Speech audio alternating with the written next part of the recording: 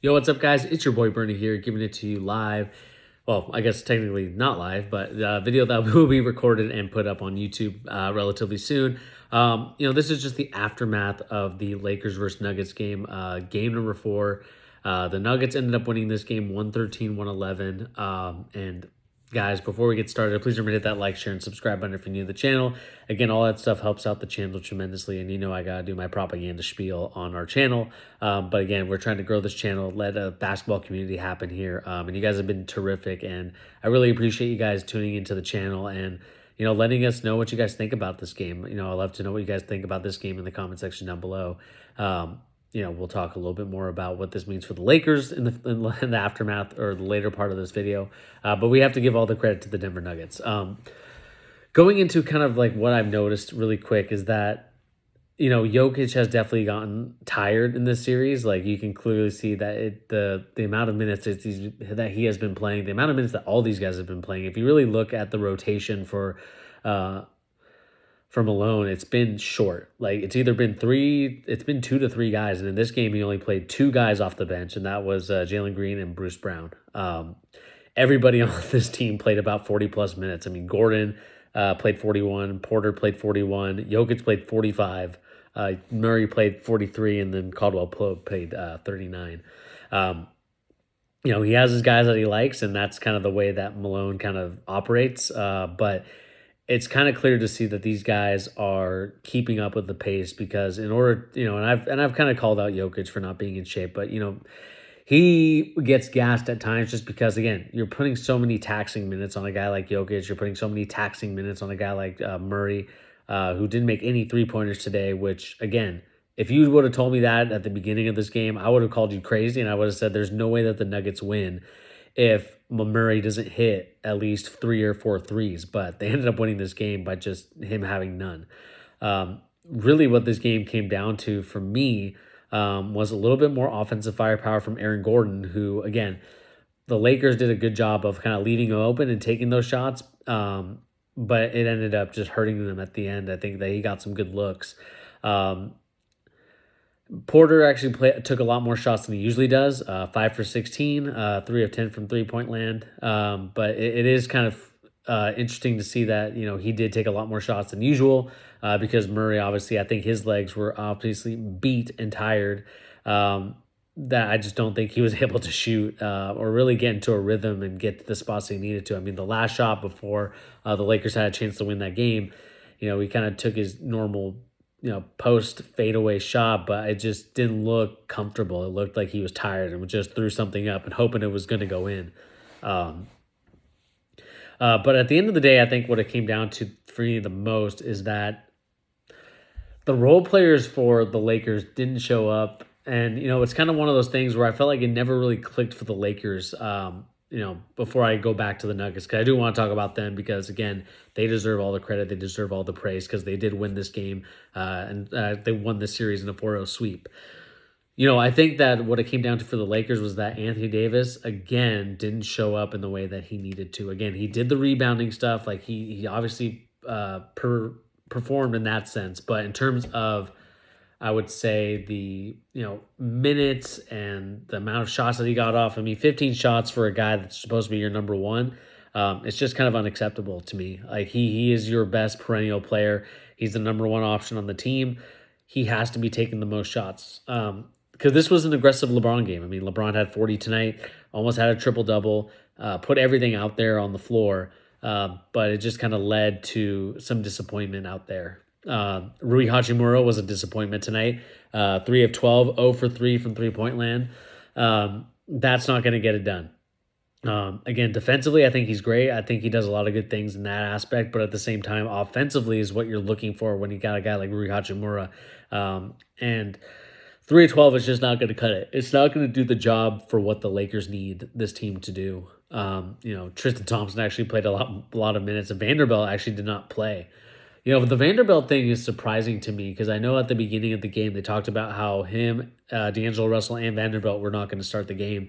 And I was a little curious to see as to why. Like, I know Vanderbilt is not the offensive firepower that I would say like a guy like D'Lo is, or even a guy like Rui or Austin Reeves or even Dennis Schroeder can be at times. But defensively, I feel like that's what they kind of needed out there to take care of Jamal Murray. I mean, I know Jamal Murray was tired. He obviously his legs were exhausted, and so were Jokic at times. But really, I was kind of surprised as to why he didn't play a lot or even play any minutes. D'Angelo Russell played okay, 2 for 4, but again, you're giving him only 15 minutes. I think that's about right. He didn't play well in these games, and I think that he's kind of one of those guys that you need to start thinking about moving on from, and what can you get for him. Again, Austin Reeves played okay. He didn't play like his normal self tonight. Dennis Schroeder played okay as well. Actually scored a lot more and took a lot more shots, which is surprising, especially given the fact that for the most part he's been not taking as many shots as he normally does. He's taking more shots than he normally does. But again, going back to the Denver Nuggets, this game to me came down to really the fact that defensively or just offensively, it just clicked for the Denver Nuggets, and it was a poor offensive performance for the Lakers in that third quarter. I mean, if we look at the play-by-play chart, and I kind of want to see the third quarter for the Lakers. Let's see what it was looking like here. I mean, a lot of misses, not a lot of makes. Like, they didn't make any 3-point shots. Most of their points came from looks like inside the lane. Didn't really look like it was like floaters and layups, and a lot of LeBron James, Anthony Davis type of shots. But to only put up 16 points in the third quarter, like, that's just not going to cut it. And we know that these Lakers at times have struggled offensively to do it. But like I said, you got to give credit to the third quarter that the Nuggets had. I mean, they were able to get more looks, they were able to get more actions, and they hit more threes than the Lakers did. Again, I think at the end of the day, what this boils down to is the team. And I talked to one of the coaches that I coach with on my high school team. He talked about like teams that are playing a game where everybody is involved in the offense are winning these basketball games. I mean, you can clearly see that even in the Celtics Miami Heat game. Guys like Gabe Vincent are scoring a lot of points. Guys like Duncan Robinson are being used out there. And it's not just Jimmy Butler. Like, we want to give credit to Jimmy Butler and all that, but excuse me, it's late here. But those guys are doing a lot of great things on the offensive end. So, got to give kudos to those guys. But again, I don't want to take anything away from the Nuggets. They played their butts off. I think this kind of came down to Jokic.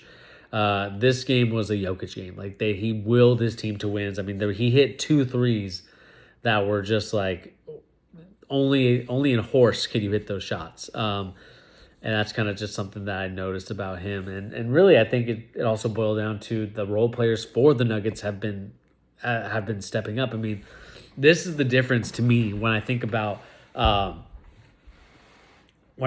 Lakers versus the Nuggets. Like, I feel like because these guys are touching the ball a lot, because it's not just Jokic and Murray all the time, and these guys are able to, get some rhythm, be able to touch the ball, it's kind of like putting energy into the ball. I've talked about this before on the channel, at least the last 2 streams, or like the last stream and the one before that.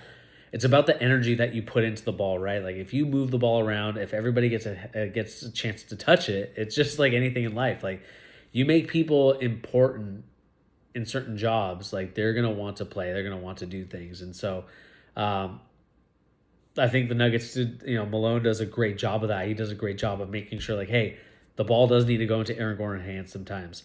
It does need to go into Bruce Brown's hands. Caldwell Pope needs his touches. Like, they make a concerted effort to get Caldwell Pope his touches. They make a concerted effort to get Aaron Gordon some looks, and they make a very concerted effort to get Michael Porter Jr.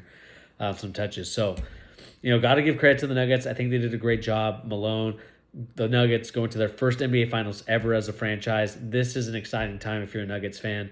And really, like I said, it boils down to the Nuggets are just a fun team to watch. Offensively, they do a lot of great things. Defensively, they do a great job of hiding Jokic. And I'm excited to see what they do in the NBA Finals. I mean, this is going to be a fun series to watch no matter what team is involved. Even if my Celtics are not involved, which I hope that they are, it's definitely a long battle for them if they want to get to the NBA Finals. But I want them to play. I want them to continue to do things. And so let me know in the comment section down below what you guys think about the NBA Western Conference Finals. Nuggets win at 113-111. Was it a surprise? Were you not surprised? And if you're the Lakers, what's the next step? We'll talk more about that probably on the weekend. And we'll look forward to talking about that on a later date. But anyway, guys, like I said, my name is Bernie. Thank you once again for joining. And I'll catch you guys on the next episode and video on The Charge. Peace.